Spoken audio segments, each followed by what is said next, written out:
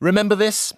There's a magical place, we're on our way there, with toys in the millions all under one roof. It's called Toys R Us. Soon after bedtime. Well, Toys Were Us might be a little more accurate because the UK's biggest toy retailer, Toys R Us, has gone into administration. For now, its 100 stores in the UK will remain open until further notice, says the administrator Moorfields.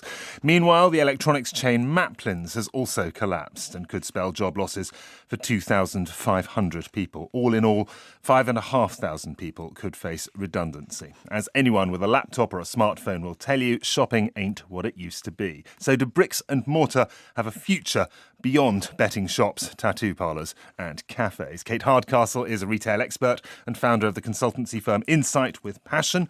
Kate, thank you very much for joining us. No problem at all. Look, a lot of people have fond memories of walking into a Toys R Us and being wowed by what they saw and what they felt. What changed? So in the 80s and 90s, that magical place described in the advert was floor-to-ceiling toys, brands that we'd not even heard of before, and a destination where we could spend time because we wanted to engage in that environment. It's changed so radically.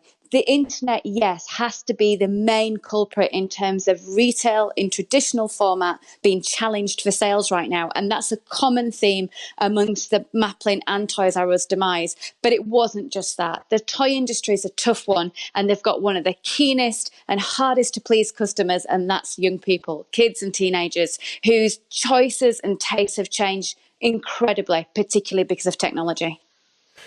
What is noticeable is the speed with which events appear to overtake these great retail chains. One minute they appear to be pretty solid, the next they are a failing proposition. Has everything sped up on the high street? And do the retailers have to up their game to match that increase in speed?